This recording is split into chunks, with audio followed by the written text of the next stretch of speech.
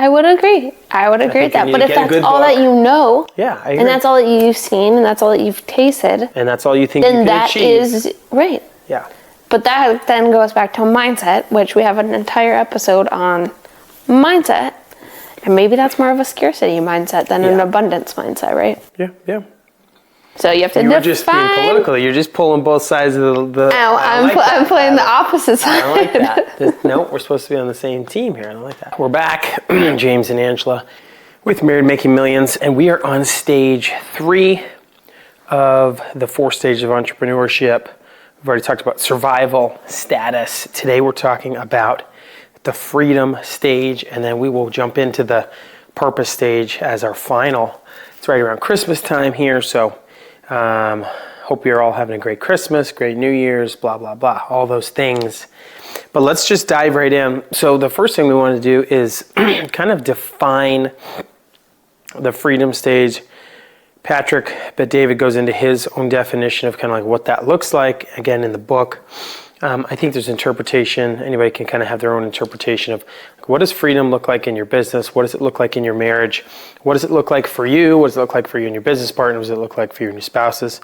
So on and so forth. So for us, and I'm going to go first and then I'll hand it over to Angela, but for me, I think one sentence to put kind of in perspective for me is nobody has their thumb on me. And the way I would define that is, I don't mean a specific individual. I mean, money does not control me, meaning I have to work 1 million hours a week. I'm a slave to money. I can't afford anything. I kind of have a dead-end job, and I'm just in this rat race, right? So in that aspect, I make enough money where I can do what I need to do. I can provide for the family. I have extra to do a vacation or to give or what have you. And so I would say money doesn't have their thumb on me, right? I would say the same thing as it goes for your boss. Like, I don't have a boss. My boss doesn't have his thumb on me saying, dude, you got to work this weekend shift. You got to work this overnight. Christmas is coming up. We had 2 call outs. You have to go in. Like, not that it's a bad thing, but the business needs this individual, and your thumb or somebody's thumb is on you. Like, you have to do what is required, because you don't have that freedom yet. So you could use, I would say, it's not, when I say that nobody has their thumb on me, I mean it in like nothing has, I don't want to use maybe the word control is too much, but nobody has control over my kind of life, if that makes sense. Does that make sense? And obviously as a Christian, like obviously I believe God has control over what I do, and he sends me down these paths and so on. But just talking about here now in the business world, that's kind of how I see freedom. Now, as a business owner and as a high achiever, that's the way I look at it. There's a lot of different ways to see it and to look at it. I think having a spouse, what does that look like in marriage? So for me, and again, I'd love to hear what you think about this and your definition, Angela, is we have time together whenever we want it. And obviously I have responsibilities with the business and meetings and things, but if I really wanted to, I could cancel the whole day and the business would still run and operate. So for me, that's some freedom. I probably should do that every once in a while, but I don't. And there's times that we get time, but that would be, for me, I have freedom in that aspect of I can kind of do whatever I want. Now, I had someone tell me a while ago, and this person is very pessimistic, the glass is always half empty. There's never a half full glass. And they told me, they said, because we had just started Crumble and we were in business. And I said, one of the things that I really like about it is nobody tells me what to do. And this person, just without even thinking, just because this is the way they're wired, said, yeah, well, you have the franchisor. Like you have a boss. The corporate office gets to tell you what to do. And so where he's not wrong to a certain extent, it's that type of an attitude that will hold someone from getting to this stage of freedom. The attitude of, I could never get there. This person will always have their thumb on me. This person will always control my time or what have you. And it's that type of attitude that you can't have if you want to move into that freedom stage. So I just thought that was an interesting story that kind of, as we were talking about this freedom stage, that was relevant, to the stage. So that's kind of the way I view freedom. What would you say on a spouse's side, or you kind of looking on the other side? And you've had multiple different perspectives, but how would you define kind of this stage of freedom, the third stage? Yeah. Well, I want to start out by saying you need to define what freedom is for you and your family and your spouse, whether you are the high achiever or the spouse, because I think for every individual, the freedom stage and step can look kind of different. It can look different within the partnership. It can look different within the marriage. It can look different within the business. It can look different. And I think it kind of goes hand in hand with like what your goals are, because ultimately you're trying to get to the purpose stage, right? But you are trying to get to this freedom stage. So if you're not defining it, or you're not setting up goals around what you want this freedom stage to look like, I think it's really easy to miss and get stuck in status.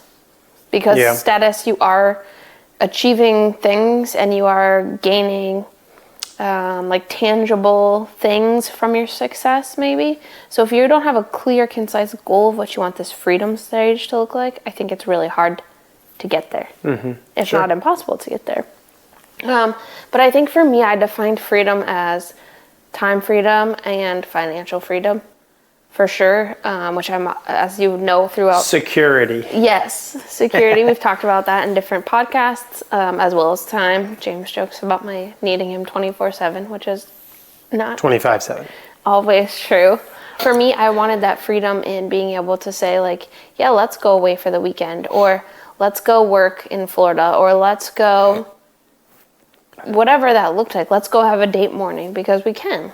So for me, that was a goal, was to get to that point where we could say that. Another big thing for me was to be able to step away from the actual work for the first 2.5 years, 3 years of Crumble.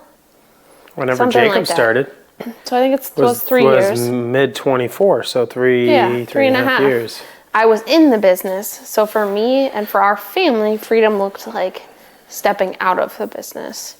So that was freedom, as well as financial freedom. We shared our story from the beginning. We didn't start out with a lot. We didn't come into the business with a lot, but to be able to see some financial freedom come from this was part of the freedom status too. And freedom from the status stage too, because that in itself is kind of enslaving. And so freedom from the survival and the status, and to be into this next more freeing stage.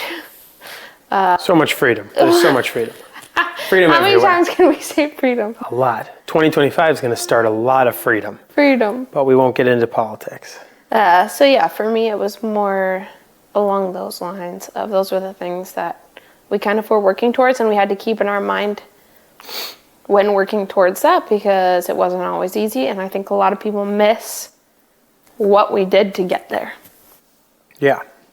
And what we're still doing to get there. Well, because we're not there. To stay there. And to stay there. Because I think we've got some kind of questions that we want to ask each other, but we'll dive into that a little bit. So I'm not looking for retirement. I'm not looking at this word and this stage of freedom as retirement, as the business is built, we have great people running it, I can just move away and be on the golf course for the next year, and my business will be exactly where it's at and it will grow. Wrong, right? There's only two ways that the business will continue to keep doing what it's doing and potentially grow. One of them is if I keep my pulse on it and stay involved in the business, right? Now, I don't have to work 50, 60, 70 hours a week like we did in the beginning to build the business. It's like a rocket ship, right? When you see a rocket ship go up into orbit, it takes, I don't know, tens of thousands, if not hundreds of thousands of gallons of rocket fuel or fuel to get it out of Earth's atmosphere. But once it gets in Earth's atmosphere and catches the atmosphere, it can now use very little fuel and circle or orbit the Earth. It's the same thing with a business. It takes immense amount of time, effort, and energy and people to get the business built, to get it lifted, to get it operational. But once you put the right people, like we talked about before, in the right places to keep it moving forward, typically takes less effort and energy if you have the right systems and people and so on. So here's my point is, there's two things. One is I could maintain my position in the business, work 30, 40, 50 hours a week or less, and the business will kind of continue to hopefully grow slightly and maintain what we're doing. Or the second one is we could hire a CEO to replace me, replace Jeff. Now we need to understand that that's going to cut into profit, that we're going to have a much bigger payroll now. Hire a CEO, give him the direction of the company, meet with him twice a week, once a week. How's things going? How's the metrics? How's the cash flow? How's the team? How's the culture? How's the environment? How's the customers? Blah, blah, blah. And just have all these questions and these evaluations and make sure he's staying on the right track. And then we could step away and play golf, right? I have no desire for the second one. Sure. I love what I do. I love being on calls with the team. I love growing, developing. I love seeing something start from dirt, be built, and then hand it over to operations, recruiting. Like, that's where I get jazzed up. And so freedom for me now, I kind of defined it, but freedom for me now doesn't mean I'm retired. Doesn't mean I don't have a job. Because I still love what I do. Right. And I think some people look at me and other business owners who have freedom in the aspects that we defined, financial, time, things like that, and are like, dude, why don't you just go retire, go golf, go play hooky, go whatever, like, because I'm passionate about it. And it goes deeper than that, and I think you would agree that I believe God has given me a talent for business. And there's so many more things, and we'll talk about purpose right here in the next episode. But anyway, so I think those are two aspects of, I feel that we have this freedom right now, and I believe that's the stage that we're currently in, of I work because I love it and because I enjoy it and I love what we do. Right. It's not a burden to me to wake up and hit the ground running and work. Right. Would you agree with that, or? Yeah. You get to do, every day you get to do something that you love doing. And that is a blessing and a gift. And you worked really hard to be able to get there. I will say too, like, as you were talking, the business itself is a living, breathing, running organism. 100%. So if you think of anything that's like that, like, if you don't keep a pulse on it, it's going to die, right? So whether it's like a love fern. You can water it every day, which will either drown it, which means you're in the business too much. You could never water it, which means eventually, probably for a couple months, it will live, but then it'll eventually die. Or you could just consistently water it over time. Yes, that's beautiful. I think we still have ours. I think ours is still alive. Love fern alive. Yeah. But I was just thinking, like, it is a living, changing, organic thing. So if you don't keep up with it, it's either going to change, right? Like the dynamics of the culture are going to change as someone else takes over, or you're going to keep up with it in a healthy way and it's going to live and grow and continue to change, but grow in that trajectory that you're hoping for. Right. So based on our definitions of freedom, do you think and feel like employees or like W-2 employees can have true freedom? Can they reach this freedom stage? I think so. Yeah. I think it's totally possible. I think as somebody that's maybe in maybe a senior leader, director, regional manager, C-suite type of executive. So I think there's got to be a balance, because in those types of corporate structures and levels, there's metrics that have to be met. And so I think if the business gives people the freedom to meet those metrics however they want without managing and monitoring their time possibly, then I think there is true freedom that can be had in a W-2 position. Now, an entry-level employee, a middle-level manager even maybe like a senior level manager, like a general manager of a restaurant or a couple retail shops, or a property manager of a facility? Probably not. Like, I think you have to get to a certain level in your career to actually truly be able to get the way I'm talking about freedom. Correct. I think financial security, 100%, you can get to that. I mean, I know people that work with us now that I think would say that they're financially secure and they don't really worry too much about money, which is great. That's incredible as a business owner to be able to provide that. We love that. But I think the way I defined it, I don't know if you could hit every single one of those bullet points as kind of a middle to maybe higher level person. Again, if you're in these big corporations, like these Fortune 500, Fortune 100 companies, like, you're now a publicly traded company, so you got to answer to shareholders, you got to answer to a board. You have so many more people to appease and please that, I mean, these guys work around the clock, nonstop. I don't know how they ever get a break. And so, I don't know, it's a tough question. I think you can, but I think it's maybe a limited type of freedom. Or you could maybe hit a couple. Like, I think you could hit the financial one. I think the time one, I don't know if you could hit the time freedom one, because you have so many people that you're responsible for, people that you have to answer to. But not as a W-2 employee. Some people, that's why they're a W-2 employee, because they want time freedom. Yes, again, you asked, the way I defined it, do I think I could? No, I don't think I could hit each one of the points that I defined as freedom for me. Employee. I don't think I could find that as a W-2 myself. And that's why it's important to define what you want. Yeah, what do you, right? What is freedom to you? Because freedom to somebody else might be, I want to work 9 to 5 every single day, but because I want to be home by 5 o'clock and I want to retire at 55. That might be freedom for some. I'm not gonna say anything. I don't want to offend the 4 people that are listening. I'm just saying. Yeah, I mean, that's a very limited.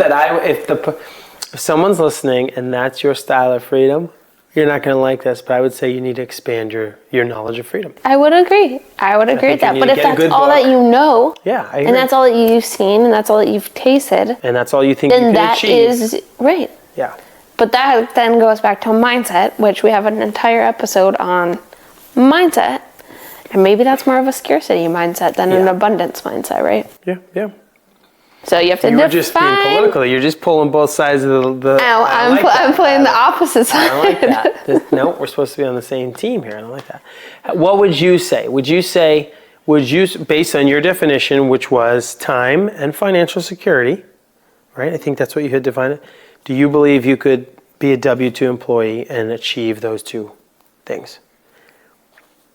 Yes, I think it would look different though. You'd have to have a really great boss or owner to give you unlimited time off. Right. And you wouldn't have So you'd have to be like a remote worker. You wouldn't have so yes and no. Maybe not. Oh, because okay. We're changing our mind, people. Well, what I said in the beginning was being able to go wherever we want to work, going on vacation when we want, not having to call a boss when we want. And those you can't do as a W-2. So. Listen, you only get 3 weeks off a year, 4 weeks off a year, 5 weeks off a year. Correct. And if you're stuck in a retail facility, unless you're a remote worker like you were doing recruiting, right? You could do that job anywhere in the world. But does that truly count as freedom? You might be able to go to Florida or to Hawaii and do your job, but you still have to do it 6-8 hours a day. Sure. Unless you take time off, you don't have freedom from that position. Correct. Well, that position, do I dare say there wasn't freedom in that position? No, that position just eats you alive. Sorry, Jacob. Jacob, we love you. And Jacob actually does an exceptional job. He does, and I hope that he can find the balance in that. But I would say that's a position that you have to stay on top of. You can't just walk away from it. I'm thinking about it right now. I got 100 people I probably got to look at. Correct. Tonight. But that's all part of it, right? Right. So, again, you got to define freedom and what is worth the sacrifice to then have the freedom that you want. So I kind of already answered this question a little bit, but based on our definitions, can business owners truly have freedom? And I kind of answered it with those two-pronged answers, but what do you think about that? I mean, yeah, it's okay. Same thing. I feel like it's almost the same as a W-2. Yes and no. I think you can have freedom, but then you need to, the business is possibly going to change or suffer or go downhill. Like, that's part of letting it go, I guess, to have, depends on your definition of freedom. For you, freedom is being in the business. You enjoy being in the business. Therefore, yes, you can have freedom and be a business owner. I think it goes back to you just hire somebody. You have to try to find that person that becomes you, but then that gets very difficult. Mm-hmm. So probably just sell it. Just got to sell the business. If you actually want freedom, just sell your business. I don't think that's it either. No, because then there's that void that if I sold everything right now and it was just done, nothing. Then we'd never get to purpose. What would I do? Right, we'd never get to purpose. We're trying to get there. Which we would. So, what's next? What's healthy and good about this freedom stage? I think there's a lot of stuff. I think when you get to this freedom stage, it allows you to understand that you have the financial security that you can give to whatever and whoever you want, which I think is really cool. That we've been able to do a lot of that this year, which has been exciting, and hopefully we're going to do even more next year and the year after. But it just allows you to be more generous with your finances, with your time, with other people. Just had an incredible conversation last week with somebody I never thought I'd have a conversation with, and it just led to something awesome. And so, like, those are the types of things that I think when you get to this stage, it's a mindset kind of change or shift that you're able to understand. It's not about status. It's not about watches and rings and diamonds and cars and houses and vacations and these things, material stuff. It's about being able to move in the direction you feel called to move. Mm-hmm. And I think you got to go through that freedom stage before you can get on a purpose. But I would say there's a ton of good. There's a ton of good that you can do because you're not solely focused on the business at that point. Your mindset has changed to be focused on bigger and better things, which is why we're called to be here.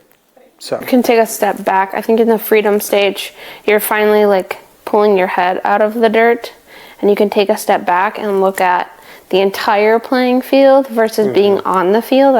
When I used to train, I used to use that analogy all the time. Like, as a leader, you're taking a step back and you're looking at the field from an overview versus being a player on the field. Right. You have a very different perspective. So I think the freedom stage allows you to kind of like see the whole field now and work on it rather than being in it, if that makes sense. Yeah. I used to think that was bad. Right. When I was in it 100 hours a week, I used to think, number one, is this ever going to change? And number two, how do I get out of this? And there's a lot of things I was thinking back then. But how do I get to the point where my people are trained up enough and I can now work on the business instead of in the business?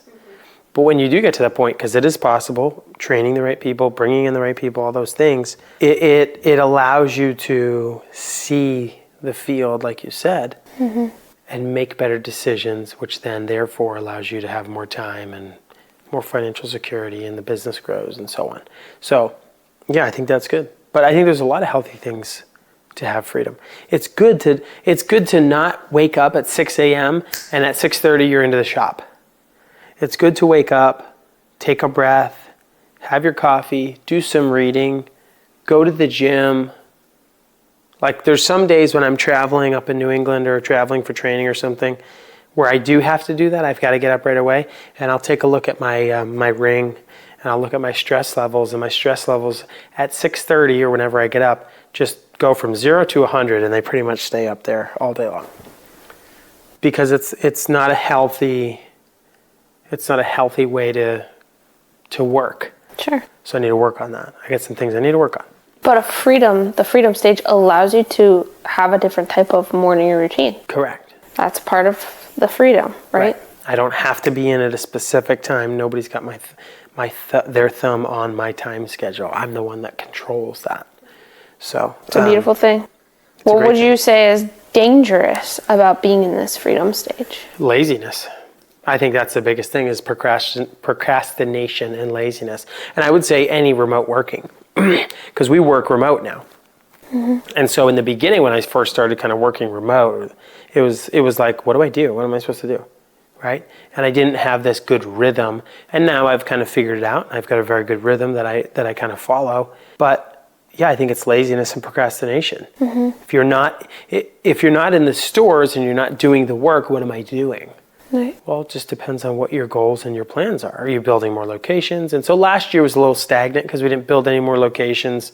Sales were kind of down, and and there wasn't much that needed to be done except for watching labor, cutting food costs, things like that. But laziness and procrastination can absolutely be dangerous and destructive to your business if you get to this freedom stage, you're done with the status, you've had this mindset shift, and you're like, wow, I've got all the time in the world if I want it. I've got all the money in the world if I want it, and the business seems to be doing okay. But you take your foot off the pedal a little bit, and you'll start to see things will just start to decline very quickly if you aren't in it or if you don't hire and pay someone to be in it. That's what can happen. So. And I think just as long as it's taken us to build it, it could be taken away just as quick. Or quicker. Quicker. Yeah, it can just be taken. So you have to be that laziness.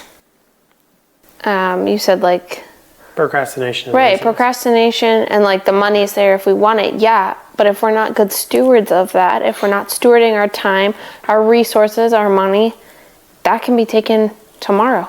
There's no guarantee of anything. So I just think, yeah, we have to be good stewards of the resources that we've been given, even in the freedom state. What does this look like from the spouse's perspective?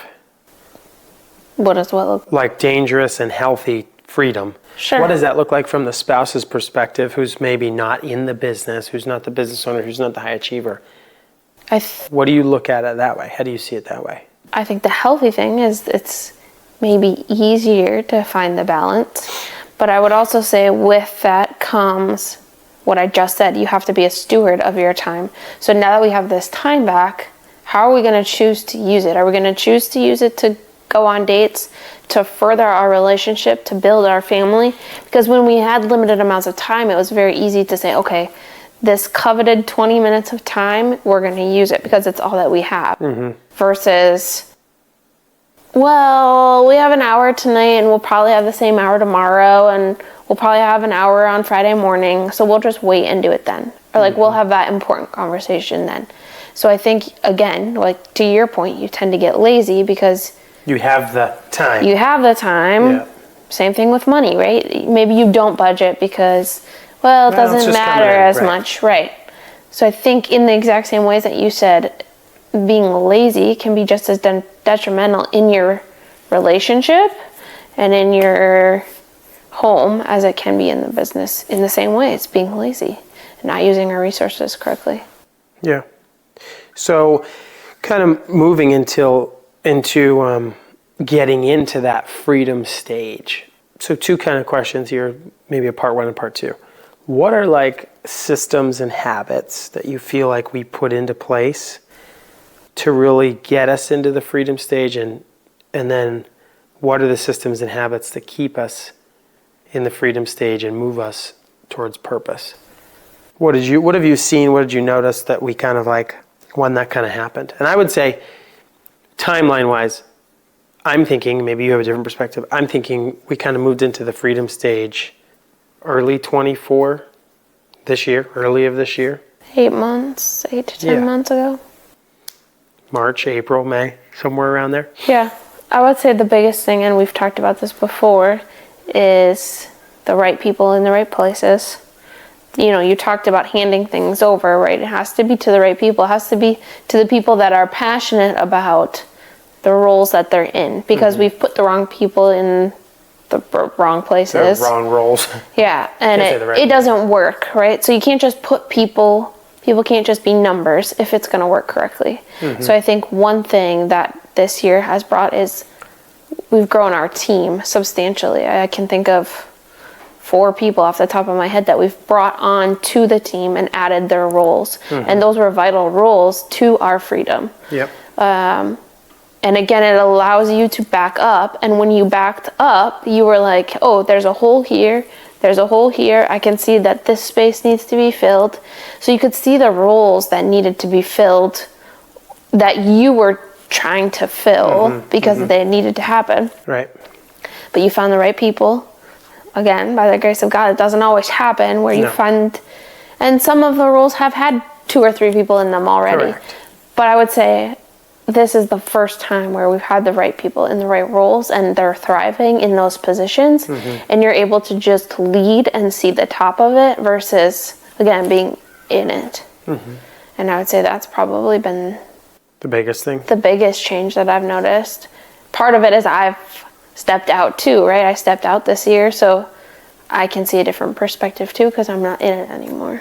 What would you say the pivotal change was? No, I think that's it. I think there's so much there.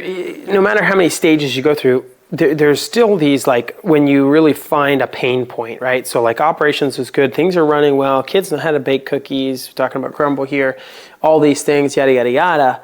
But then it's like, boom, there's a major pain point in this leadership area, and it was recruiting.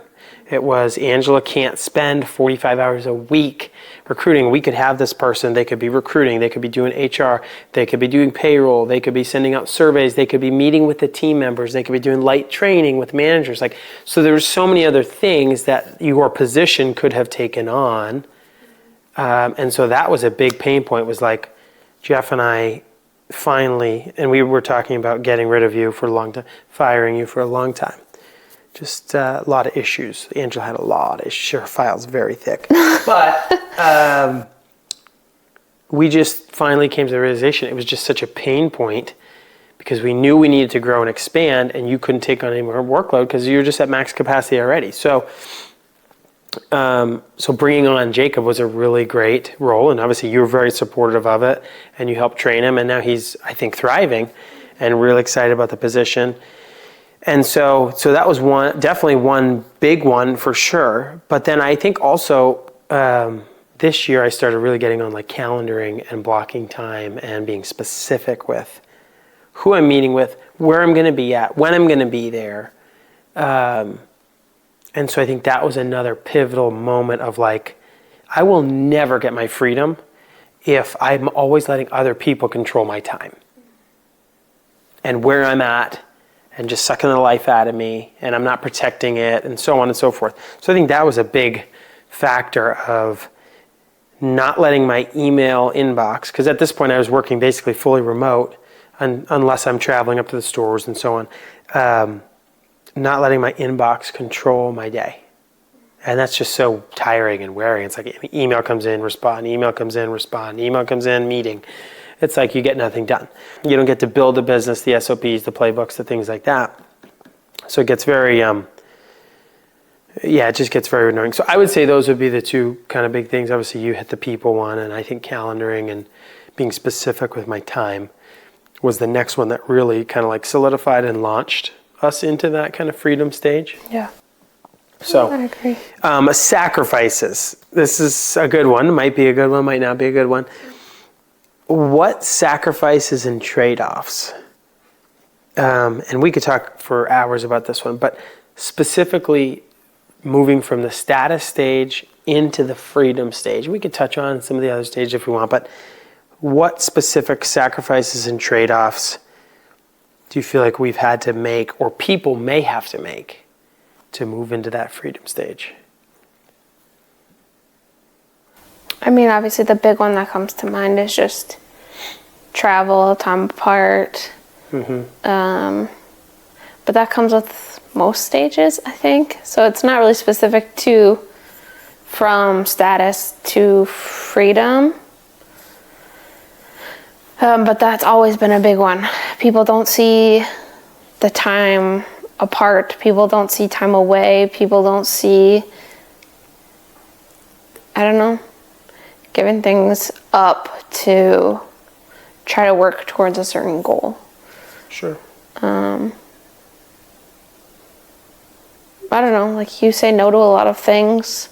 You're a lot more covetous of your time. So I would say we say like one thing that comes to mind about giving up is like, or sacrificing is like time with other people.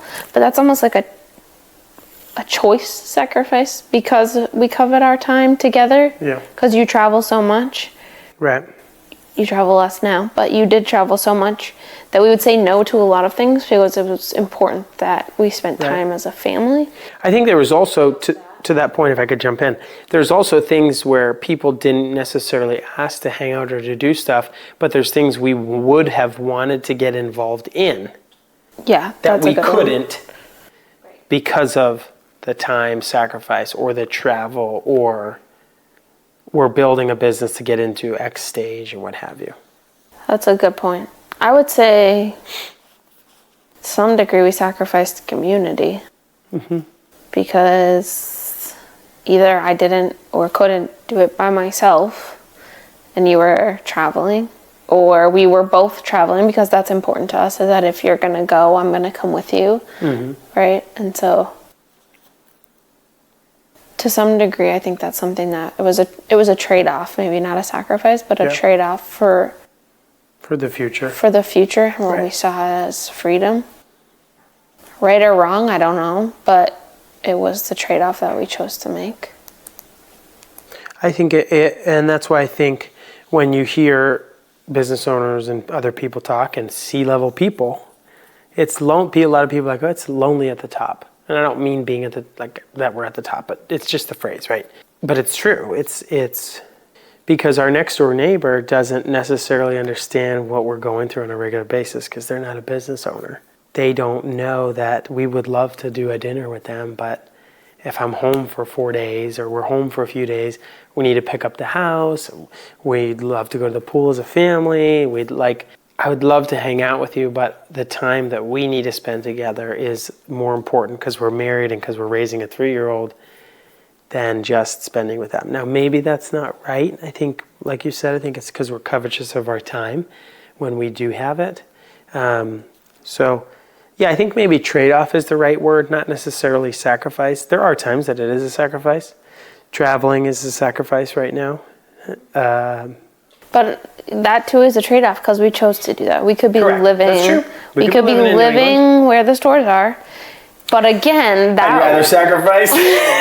That 0 degrees there right now, and here, sunny Florida, it's like 70.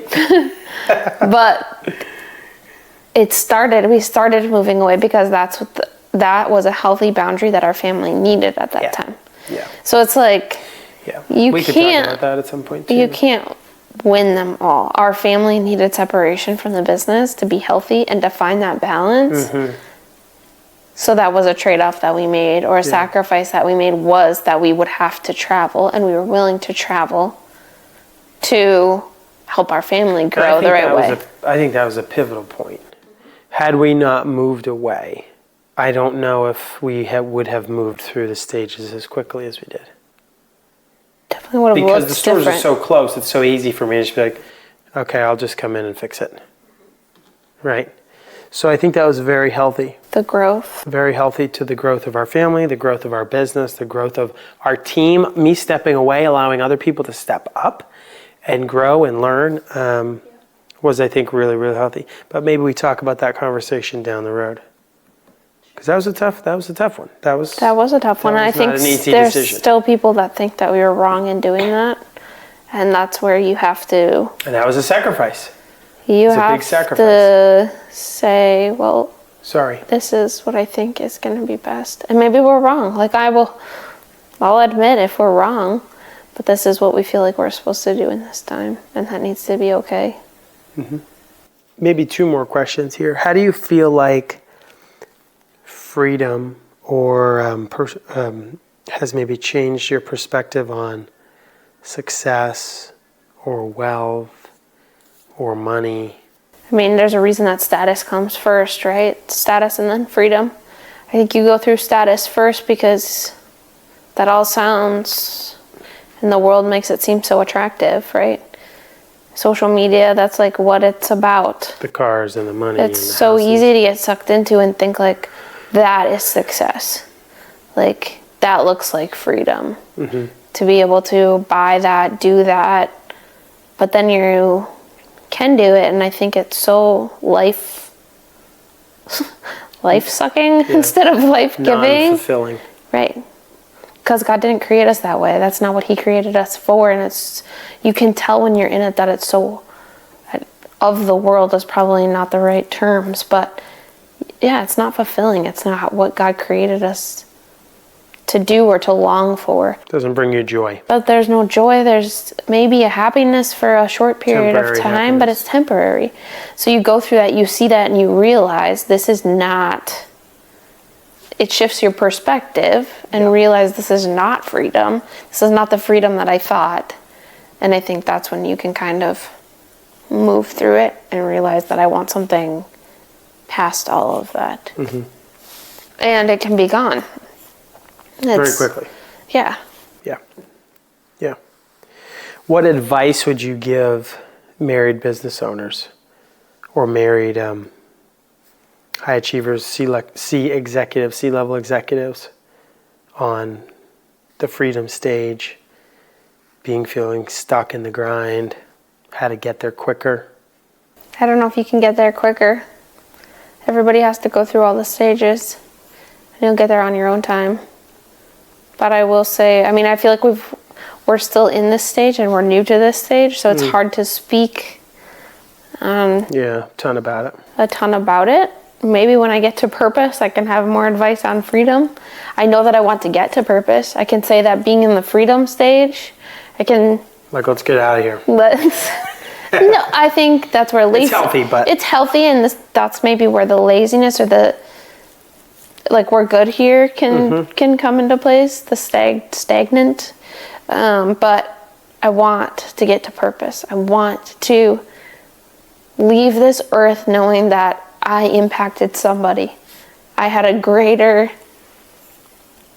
influence on those around me, and it was for Christ, and it was for the kingdom, and it was to maybe have that one person be encouraged that business is an okay route, and business is healthy, and business is good, and business can lead somebody to Christ. But it's all in how we do it. So that's where I want us to be, but I know that we have to get through this freedom stage, and it's not a bad stage. I would say it's definitely better than survival and status.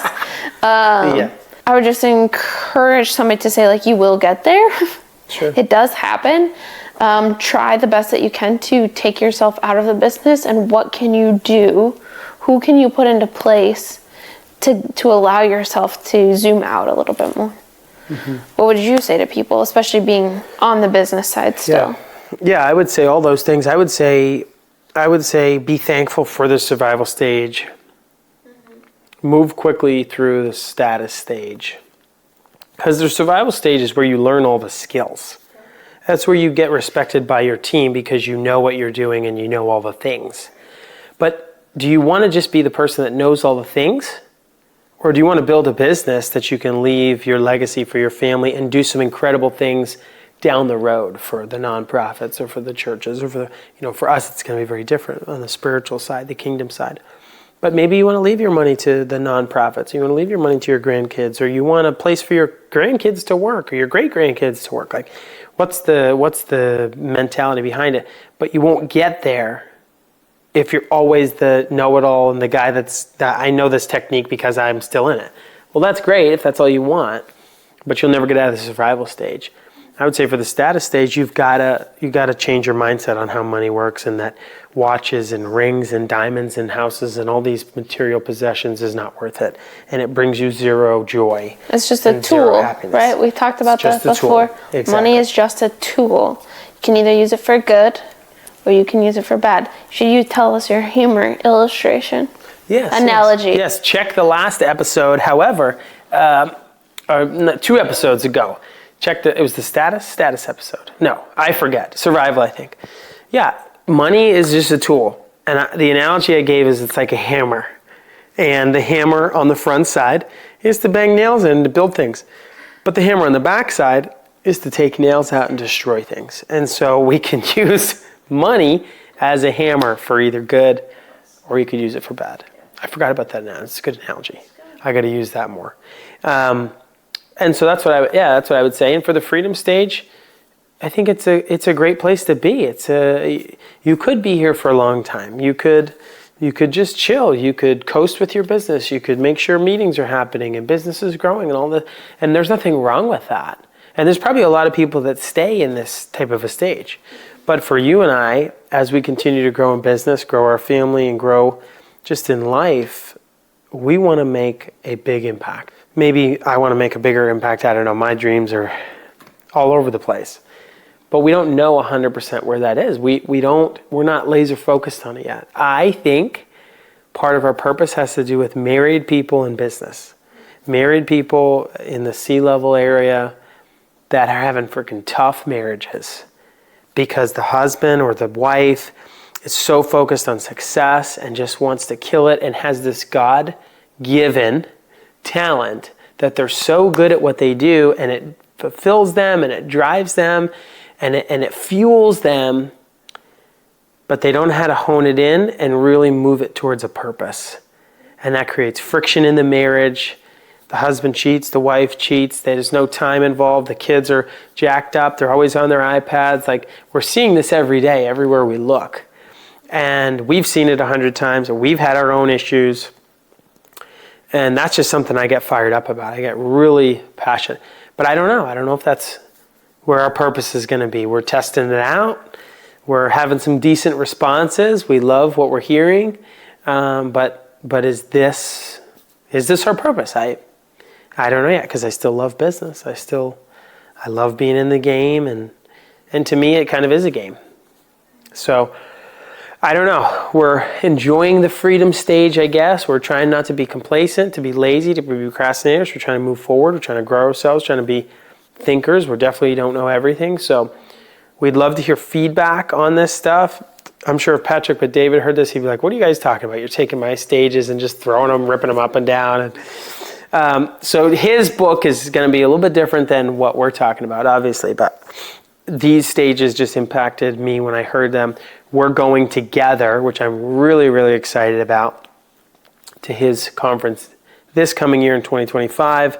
Angela and I are going together, which I'm pumped to be with my beautiful wife, learning some key takeaways from great people, great entrepreneurs, who some I believe have really great marriages. But to be with your wife and to connect around business, entrepreneurship, strategy, like, to me, there's nothing else that jazzes me up more than that. And so I'm excited to see where this is going to take us from freedom into purpose. And I don't know, lastly, I'll just kind of say, like, we could be in this freedom stage for the next 5 years. Like, we may not find out what our purpose truly is for a while. Yeah. And I think we have to be okay with that. Yeah. I think we need to be okay and not dissatisfied with, like, what is it? What is it? But that's kind of my personality, is I just want to know the next goal. Like, being in this kind of ambiguous area is kind of frustrating sometimes. Like, if I just knew what thing we were going to do next, then I could just...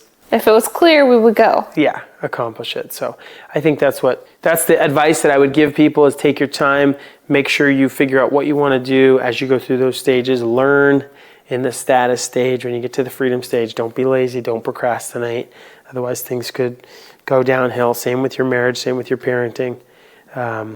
So any final words before we head off to the next episode? Nothing? I don't think so. Okay. Shoot us some questions. If you've got any questions or feedback, send the podcast to somebody that's a business owner. I've met a bunch of people lately that frankly that are married, that are business owners, that are having some challenges. Like, if we could just be helpful, if we could answer questions, happy to talk on the phone or text or email. We'd love to just give advice on what's happened in our lives. We're kind of talking about it on the podcast, so maybe just send them one of the podcasts. But we'd love to hear from you. Thanks for listening, and we'll catch you guys on the next episode.